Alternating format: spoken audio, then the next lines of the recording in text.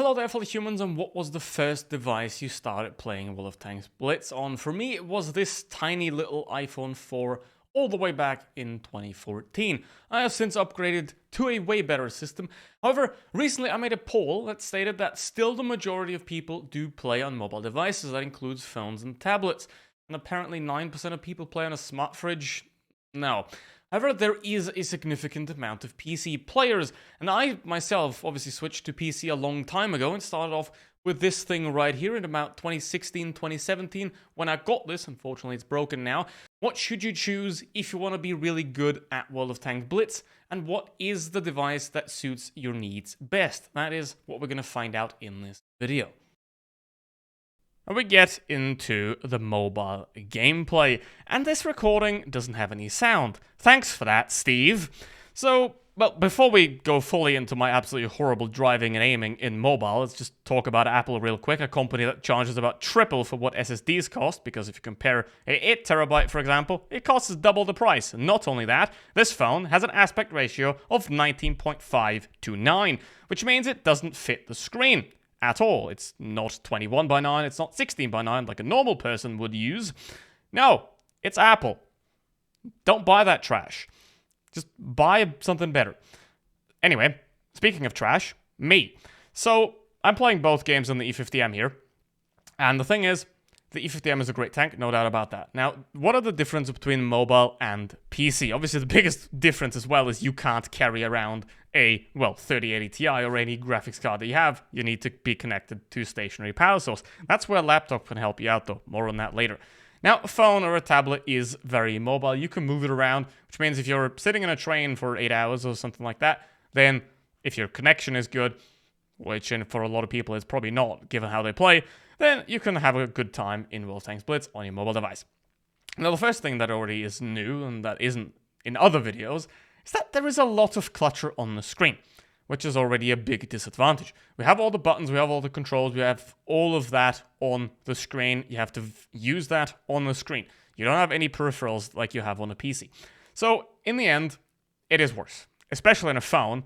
A phone is just absolutely worse than a PC in terms of playing Blitz. There's no doubt about that. The only real advantage of phone is that you can play professional tournaments, because if professional tournaments wouldn't be just limited to mobile control, pretty much every pro, well, there aren't any pros because everyone's an amateur, because no one's actually being paid as a job to play World of Tanks Blitz, so nobody would play phone. Well, most would eventually switch to PC. Now, obviously, if you're switching from one device to the other, be it mobile to PC, PC to mobile, if you play 50k battles on one, you're not going to immediately be good on the other. That is immediately obvious, which is why you can be hesitant at times. Look at that lovely aiming of mine. You can be hesitant at times to switch. However, if you do own a PC, I definitely highly recommend playing Blitz on it if you can. Now, ideally, the perfect middle ground at that point is a laptop, because you can take it anywhere and you have a keyboard. The problem with that is you don't want to play Blitz with a trackpad. Trackpads are horrible. You will go to hell if you play Blitz on a trackpad, just like you will go to hell if you play Blitz on a Switch. So that is obviously the difference there, that you would have to, if you're on a train, you would have to somehow find room for a mouse, which can happen, but it's rare. So what are the advantages of mobile? Now, you have a better auto-aim, because it's not just locking onto the middle of the screen. You have a lot more adaptive aim there, so it is basically an aim assist that you essentially need to not have even more disadvantages. So that is a very nice thing that you have the aim assist there. However, obviously, a mouse is a lot more precise than a finger on a touch screen.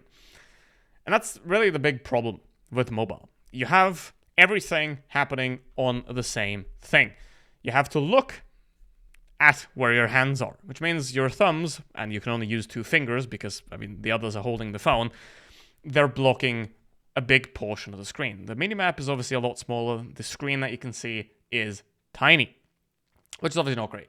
So you have worse controls and you have a worse visible experience, which is not great. However, obviously it makes up for that with portability. You can take it anywhere you want to and play wherever you have internet. So that's the advantage. Now, if you're on mobile, I do recommend turning on the same control feature because PC is just substantially better. And I do believe that anyone will do better on a PC if they are given enough time to do well there. There are a lot of great mobile players out there. However, PC, first of all, you have a mouse, which means you're aiming. Also, you have sound, you know. Nvidia is a bitch, but not as much of a bitch as Apple. You have more precise controls. Now, I'm not a big fan of keyboard driving mechanics. I do think controller driving mechanics, and especially steering wheel, obviously for racing games, is a lot better. But that's not that much of a downside if you consider that your thumb or your fingers are now no longer blocking your screen. And in the case of even a laptop, a 13-inch laptop, you are going to have a lot more visual space available. You see how much more you can see here. There is no firing buttons, there is no aiming buttons, it's just clean because we take all of that off the screen and put it into the peripherals, which is amazing. So you can see a lot more. You also have a lot more fingers that you can use because while on a phone or a tablet you only use 2 fingers and your thumbs. On a keyboard and a mouse, you can use pretty much all 10 fingers if your buttons are set up the way. Like, for example, my consumable buttons are on the mouse. So I can just simply press it there. Obviously, Logitech G502 supremacy until forever. That's just a side point. So if you're looking for a mouse, just get that one.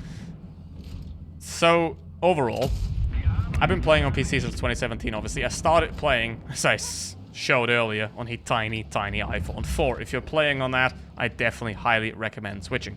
If you're playing on a tablet and you're happy with it, or if you're playing on a phone and you're happy with it, there is absolutely no reason to change that and to get an expensive PC, especially if you don't have to, if you can't afford it, and especially if you have to be mobile and move around between places.